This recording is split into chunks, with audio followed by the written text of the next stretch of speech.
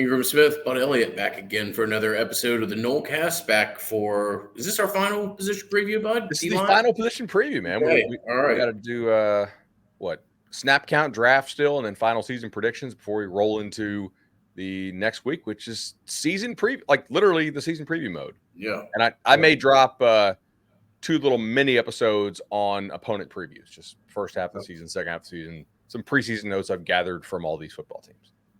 Good stuff. Good stuff. Enjoyed the summer school series as always, and look forward to seeing that of what you're familiar with as to what Florida State will face. So defensive line. Hey, look, interested in tonight's conversation. Certainly lost some massive pieces, and I don't need to remind people as to what Jared Verse or Braden Fisk was, particularly at the end of the year, but I'm excited and very optimistic about this group. I mean, I think this is the one group, this and defensive backs, that you can flat out say if there aren't injuries, we're going to look back at the end of the year and say that you had one of the better groups in the country. Now, you don't have, quite the star power per se in this group immediately, but by the end of the year, I think you may have similar type of productions and kids that are, on the verge of getting drafted. I don't know that there's a first round player here, but you might have 3 second round players. And it's an interesting group. And hey, look, maybe I'm wrong. Maybe you got 3 first round. You got 3 guys that go between 22 and 31 or something like that. But it's a group that I think very highly of. Excited to end the preview series with it tonight. And let's jump into it.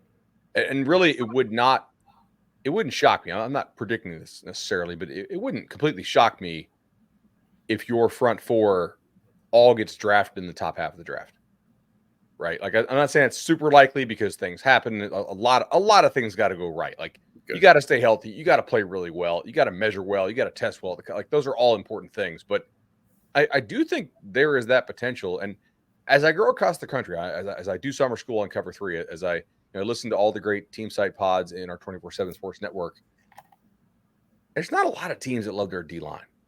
Like, there are a couple teams on your schedule that actually do, which sets up for some awesome battles between your offensive line and your defensive line. I'm thinking particularly Miami and Clemson here, but not a lot of other teams do. Like, the SEC this year, defensive line-wise, appears to be maybe a bit down. I heard Cole Kublik say on his show that it's actually the first year that he can ever recall where across the league, offensive lines are ahead of defensive lines, which is kind of wild for that league. In the Big Ten, there's certainly some nasty ones. I mean, Oregon's got potential to be really nasty. Michigan, for my money, is still the best front 7 in football. It's not really fair that they added Barham from Maryland. Like, that shouldn't really be allowed. If this was the NBA, Adam Silver would veto that trade. But of all the groups where you're going to go through on a podcast, you're going to say, man, God, Florida State lost a bunch. This is the only one where I think you can be a non-homer and say there is actually a chance that they replace what they had. Now, I'm not saying it's guaranteed that they replace it, as you noted, but I think there is a chance that they have limited drop-off there and are still the deciding force and factor defensively in most of the games that they play. Not all, because I think some teams maybe can block you, but not many. Yep. Not many. And this is the reason why I'm still high on this football team, despite, if you read into the practice reports, the struggles of the passing game. It's because I don't know how many teams can really block you. And if people can't block you, you have a certain floor unless you really screw around on offense to where you're still going to win a lot of ball games. Yeah, I think, the 2 most known pieces are Peyton and Farmer, certainly Jackson and Jones Jr. of that group that have the highest draft potential are those 2. And it's like, all right, so if you were to tell me to walk into a casino and place a bet on Florida State having 1 first round pick, it might be Marvin Jones Jr. for me. Now, it's a lot of things have to hit, but the guy, clocks it north of 20 at the GPS fairly routinely at practice. Has a get off that is just super rare, and a frame that the Sunday guys, more than love. It's by no means a guarantee, but if there is a guy who's just going to come in and absolutely flash and fly up the draft boards, I think it will be maybe number 7. Josh Farmer is, we know what Josh Farmer is at this point. If he's healthy, I think he's one of the best defensive tackles in the country. And Darrell Jackson has a ton to prove and has as much upside as anybody as well. And Pat is, I think you can feel fairly confident about what you're going to get. Now you'll see a player that, transitions from being kind of the support piece to, more the direct attack element, if you want to use that phrasing. But you've seen a player that's continued to shape his body in the manner that you would want to for a guy at that position who's, all the intangible things that you would want to see from April to August. Pat Payton's done it. And if you're talking about building a floor around those 4 guys, holy hell, that is a great unit to begin to build with. I mean, what teams out there, snap call, would not trade for this unit? I don't think Michigan would. I don't think Ohio State would. I don't think Tennessee would. The fact that I am struggling to give you a lot of names. Georgia hasn't come out of your mouth yet. Right. I mean, and Georgia. Now, knock on wood here. Injuries happen. This is a collision position. It's not a contact position. Georgia has Hall, who might miss a month or so now, and like that's an important piece. And in fact, I heard on a podcast today, one of the UGA guys was saying like the emergence of Hall was one of the reasons why Georgia did not go out and get somebody in the portal, and they decided to kind of stand on business with what they had, I guess, and also they had to pay up to keep their own guys, which is generally a sign of a healthy room. But I mean, maybe Georgia's better, sure, like they're in the conversation, but I don't think it's a snap call, like no doubt judgment. I mean, you can tell me Ole Miss, and I think there's a case to be made, but I don't think it's like so overwhelming. You could maybe tell me Miami, but I do kind of want to see Barrow and the kid they got from Tennessee actually do it, in games before I fully buy that. But there's no doubt in my mind they'll be good.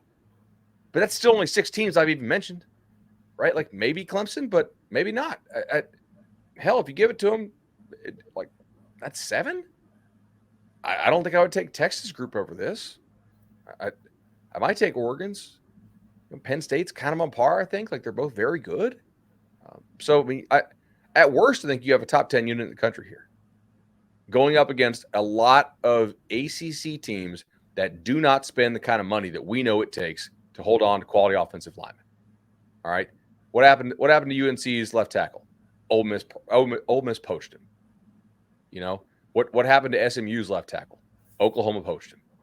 I mean, this is a top 10 D line that will face an opposing schedule of offensive lines that is easier than almost any of the opposing offensive lines that those rest of the teams we mentioned will face. It just is. So I expect them to come out and eat. Patrick Payton last year, was second on this team in pass breakups? Yeah. Yeah. I mean, I don't know the last time I've seen a guy have 12.5 tackles for loss, like double-digit tackles for loss and double-digit pass breakups. It's probably some linebacker. But I mean, last year Deloach had 10 and 2. Peyton's out there with 12.5 and 11. That's kind of nuts. So if he gets a little bit better as far as just a pure pass rusher, and he did have 7 sacks, as you mentioned, he's going to get the number 1 treatment this year until Jones shows in game some of the flashes that he showed throughout the last week of spring practice. Some of the flashes that you hope he starts to show in camp, and Mark Norvell's discussed how he was pretty limited throughout a lot of first part of camp because he rolled his ankle getting some extra work in on the night before camp started. So, and I think if you saw him in the background of some videos, you realized he was limited, even if you have not been at practice. So, I mean, I agree with you, though. I think he's the guy that is like most likely to be first round because he has the upside that you could potentially unlock. There may be a ceiling on some of these other guys, but I don't know that I have to say that confidently. I mean, at times last year, Darrell Jackson really gave this offensive line fits in practice and wasn't able to play. I mean, dude, there's some chance that he comes out and dominates. Bruce Feldman, I don't know where they get those GPS numbers from. Those are incredible. But I'd like to see that in person. But still, those are crazy GPS numbers for Darrell Jackson, and I mean, he's huge. Like that. That's just there's not a lot of people on earth who look like him. That's just a different body type, and I don't know how you simulate that in practice for a lot of these squads. You know, like who on your schedule has a dude that size that you can bang against just to get a feel for it? Right. Yeah. Florida, but I don't think their guy moves like that. Mm-hmm. Other than that, not much. Yeah. I mean, Darrell is exceptionally unique, and I would probably, he's certainly all these guys have the capability of playing themselves in the first round. I don't know that anybody's a 7th overall pick or something like that, but who knows, man? Just let the year play. But you've got 4 super solid pieces. I think having watched camp, that you can feel very confident and comfortable that Sampson and Lyons are on the developmental track that you want them to be. I think those will be very solid pieces. Grady Kelly is more or less what you thought you were going to get from that. It was never a Braden Frisk replacement, so please don't ever use that term or expectation. But Kelly has looked very solid and just gives you snaps and a legit body to throw out there. Nobody's a like-for-like replacement, but I would look at that guy much if you want to do what I just said. I don't think it's a great idea. Consider him your Malcolm Ray replacement and judge him by that. So, there's a lot of really excited pieces to be excited about. Sione Lolo not like flashing. I mean, look, we'll see. It doesn't bother me because what that kid is. He's played in the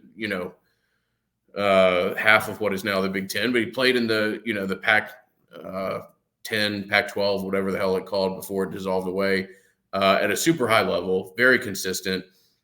His coach, I certainly think there was a place for him at Michigan State if he wanted to go there. I think you can feel really confident about what you're going to get from Sione. And then there's a whole other cast of pieces that, you can just develop and see come along. And,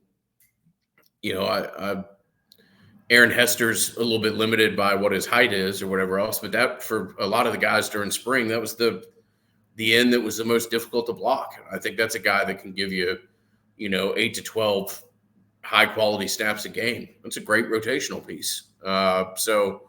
There's some really strong pieces, and I think there's some really solid complementary pieces on this group. I was talking with a couple of my best friends coming down here today, and they were like, hey, along the scrimmage, you think we have the bodies that you need to have? I'm like, well, at offensive line, it's certainly starting to look more like it. Are you there completely? Yeah, maybe another cycle. But I think you can feel pretty confident that you're there on this side of the line of scrimmage. I mean, this is what you want to have, what you need to have to be competitive, and really excited to see what this unit looks like over the course of the year. I don't really argue on Twitter much anymore because there's just no real point. But, like I've had people say like, oh, well, this wouldn't work in, whatever league regarding the backups. And I'm like, you know what? Whatever, man. 2 + 2 is 5. Have at it. You may not be wrong. But the thing is, again, I go back to the point. Like, why are we still pretty confident in this football team despite, an offense that I think is probably not exactly where we want it to be coming out of fall. I mean, still very much a work in progress. It's because who's going to block these guys? Like, are Sampson and Lyons dudes who you feel good about if they have to start for you this year? In most games, I don't think they get you killed. Not in this conference. Now, against some teams, sure. Like, if Miami is the best offensive line in the sport, which I don't think they do, but like they like to hype it up, maybe. Like Notre Dame, okay, like maybe they're able to really get some good movement at point of attack because I think their guards are pretty solid up there. with the Irish. But I think against a good amount of the teams you play, those guys are going to be important to be called upon to give you good reps. And Adam Fuller talked about this in a recent press conference. I think it was after the first scrimmage. And he said, like, it's not always going to be Farmer and Jackson in the starting lineup. Right. Or out there at the same time, I think was really kind of what he meant.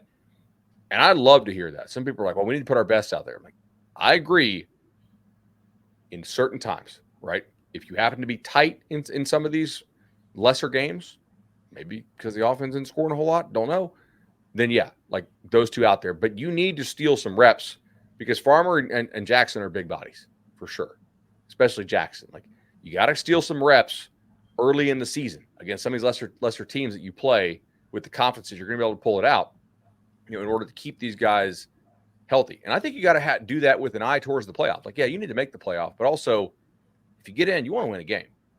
You ain't winning the game in this college football playoff with this offense if Farmer and Jackson are not like good to go playoff time. Just like that, what the team is built to win and how it's built to win.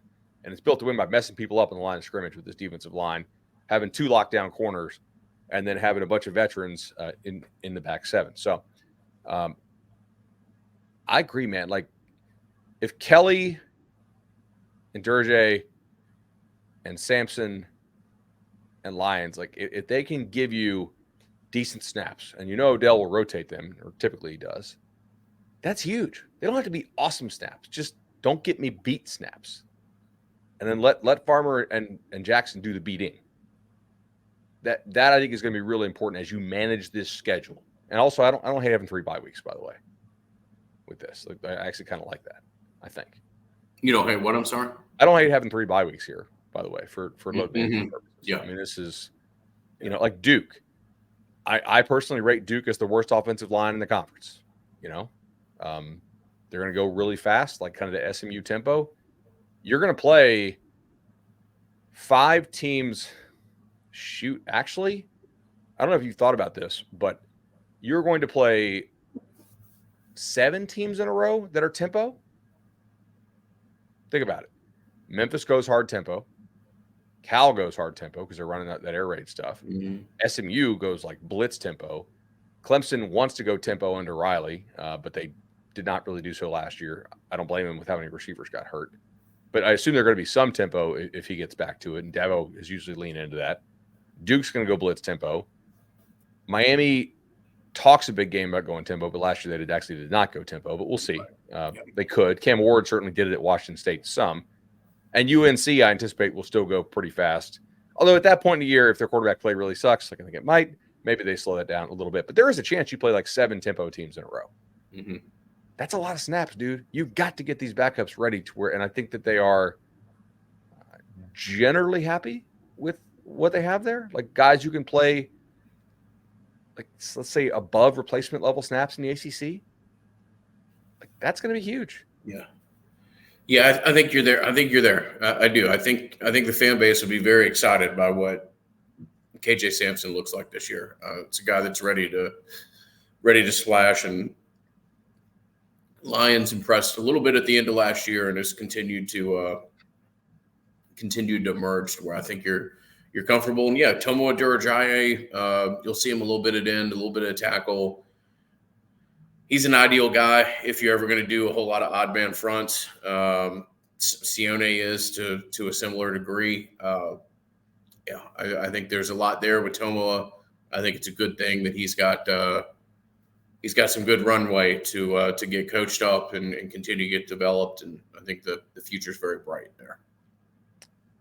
I think I've said this before, but as smart of a kid as you're going to see on the team, and a guy that understands the mental aspect of the game at a very, very high level. That's huge, man. You got to have it. Let's talk for a little bit about the legendary team. Chad does a great job. We were at the Tampa Knowles event, just shaking hands, and I think I won the Farouk jersey. Did you? At least when I left. So I'm gonna have to hang that up here. Have you gotten a text about it? I'm afraid you didn't win. I have not gotten a text about it, but I didn't. Like, I'm not a celebrity, but I also didn't want to put my phone number I understand it like on the sheet. So I put ask Mike Helquist for Bud's number, the guy, the past president of the Tampa club. So maybe they'll text Mike, and Mike's got a text about it, and Okay. hopefully, hope we you appreciate will. them having us out. That was an awesome time. So many of the people came up to me, were like, "Dude, I got my Nolecast shirt. I got my loans from Chad. This is awesome." It's like, hey man, it's Noel's helping Noel's. 844 FSU loan is the number to call. 550 plus of y'all have done so now, and I did see rates fall a little bit, so kind of liking that.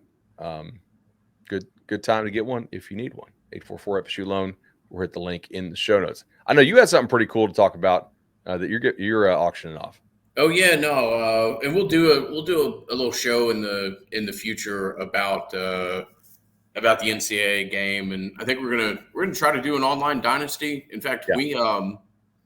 we probably need an intern of some sorts to help facilitate this. That's something that we need to give some thought to. But yeah, so look, Xbox reached out to Bud and I, gave us a custom themed FSU box as a member of the Battles Inn. I donated that to the Battles Inn, and it's now up for sale. It is very cool. The graphics are very well done, to the point to where like it looks like it's You so want to see well mine? modeled after the cover of the game that it looks like there's like wrinkles and stuff. There's not. The cover, that's the whole theme of the game, or stuff like that. I can grab mine right now if you want me to show it on the YouTube. Yeah. Let me unplug it. Just keep talking. Let's show that thing. So, anyways, my back is still jacked up from that trampoline park. That trampoline party. Yeah, absolutely. So, yeah, we've got it available. We put it up today for raffle at the Battles Inn. It will ultimately be signed by Coach Mike Norvell to the winner, and it is awesome. The controller that goes with it is really cool as well. It's just a cool, unique thing, and happy to be able to support the Battles Inn. And we were really fortunate to be chosen by the good people at Microsoft and Xbox as part of the marketing of this game. They have nothing to do with any of the Battles Inn stuff. It is not a Xbox or Microsoft promotion. So you can look at the Battles Inn socials if that console is something that would interest you. And yeah, we look forward to seeing how that goes. I think the thing's going to be open for 10 days, so you can get your bids in. Those who are members of the Battles Inn receive double entries, or 2x on any entry that they decide to enter into. So, yeah, good times. I knew it was coming, and yet, like, there's not a whole lot of things I think that you're like, yeah, hey, this is coming, and like I'm super appreciative of getting it, obviously, right? Because like I was in the market for a system, but I was blown away by how awesome it looks. Like, holy cow, this very, is very cool. The wrap on there is ridiculous. Yeah. I opened it up, put it right back into the box. It is a brand new Xbox console, and hopefully one of our listeners wins it. That would be great. So, and the Nolecast at Gmail as far as interns, if you're interested in helping us with the online dynasty, that would be great. Game capture is required because we have a couple like things we're going to do with that, with the video side of things. So you need to have game capture experience and some knowledge of uploading things to YouTube would be helpful as well. Also, you will be in charge of keeping the stats and records for the Nolecast Dynasty League. So that's great. The intern will receive an automatic entry into the Nolecast Dynasty League. So okay, all sorts. I think that's only fair, right? Yeah, that is. I think that's more than fair. So good stuff. Fun times. We'll do an episode on that in the near future. Game's been a lot of fun. I've thoroughly enjoyed it. All right. We are total liars. We said like we're going to keep these 15 minutes, and yet everybody consumes them, and they all go like 30. It's a fun one. It's all right to go a little long on the defensive line. All right. Real quickly here, like concerns or remaining questions. I'll kind of take. I do think that the drop off in terms of pass rush quality at the defensive end spot, once you get past Peyton and Jones, is meaningful. I do think that when those two guys are not in there, and I agree with you that Hester can probably give you something as like a high effort type guy, high motor, maybe he plays with good leverage because he's certainly not long. We know he plays hard. And against some of the teams you play, that will work. And some of them, they may just engulf the guy. It just kind of is what it is. Football is largely a height, weight, speed game, but effort and leverage makes sense. So I'll kind of list pass rush beyond your top two as a concern.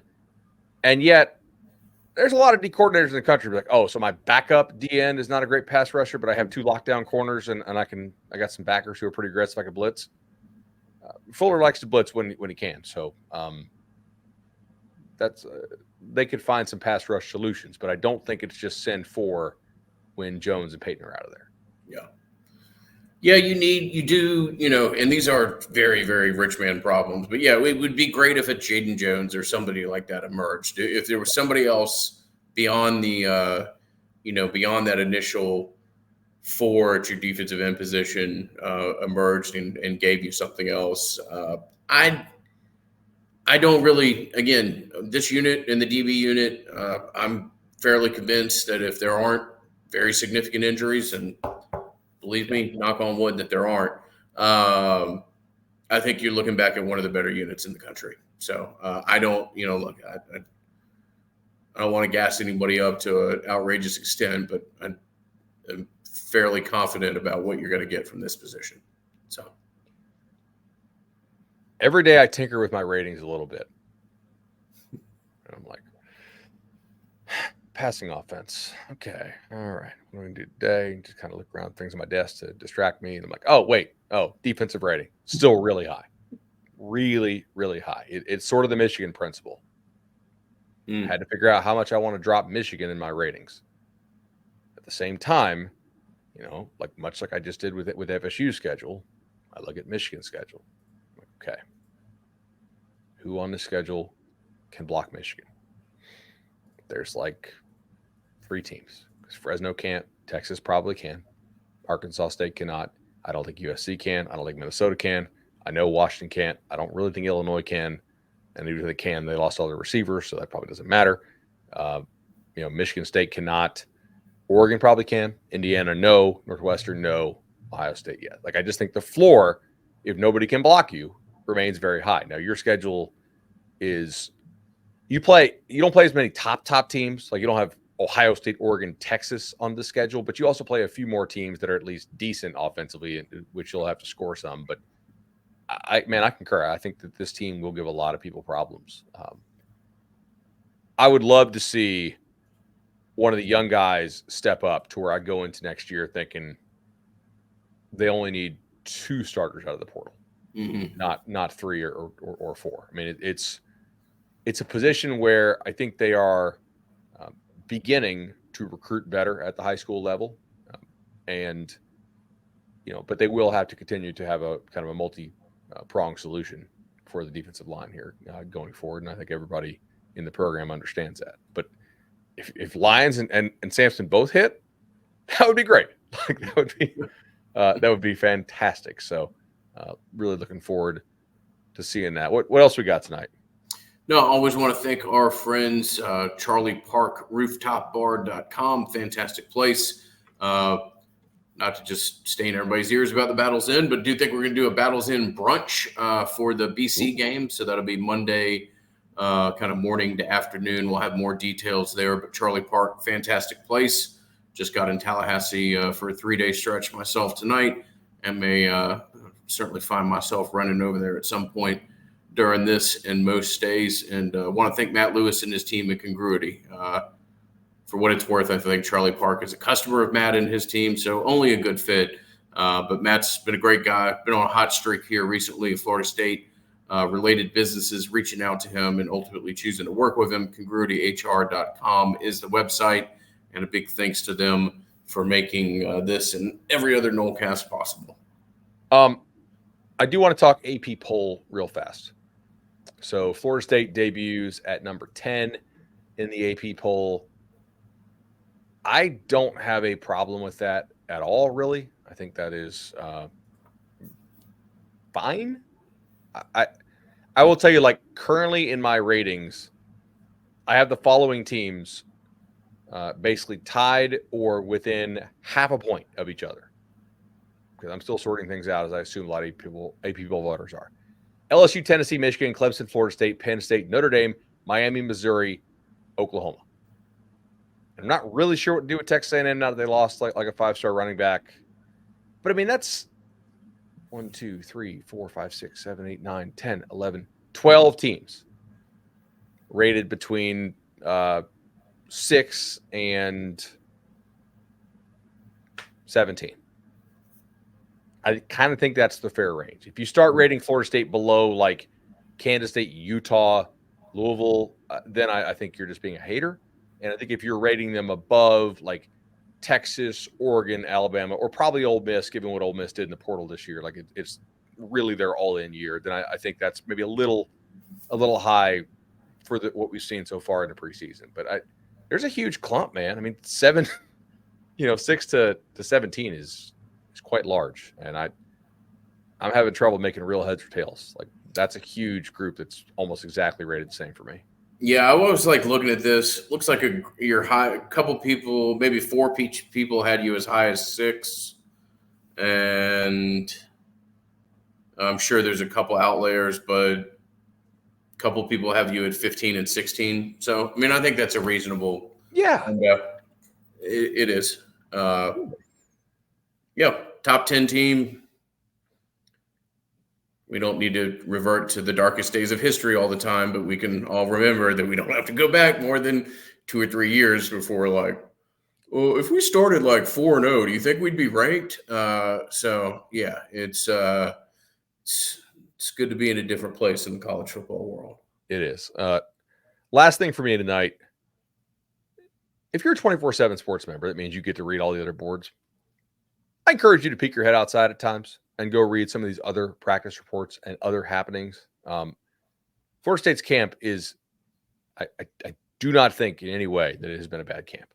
All right. Like, they've learned, they've had challenges just like everybody else, but in fact, I think in many situations they are in a better position than some others. I mean, continue to knock on wood in this episode, but like, just peek your head outside a little bit at times, because there's some stuff that's like, oh, well, they can't overcome that. Okay. On other rosters. This roster so far, I don't think is in terrible shape. So, yeah, some positivity for us to end. There you go. Good stuff. Like that, man. All right. You got anything else? No, man. That's it. Yeah. Interns, fire away emails. Look forward to reviewing those. And yeah, we'll have a little fun with video games. And yeah, we'll be back. We got snap count draft. And then what? Official record prediction show, I think. Yeah. Okay. All right. Fun. I'll see you. Bye. All right.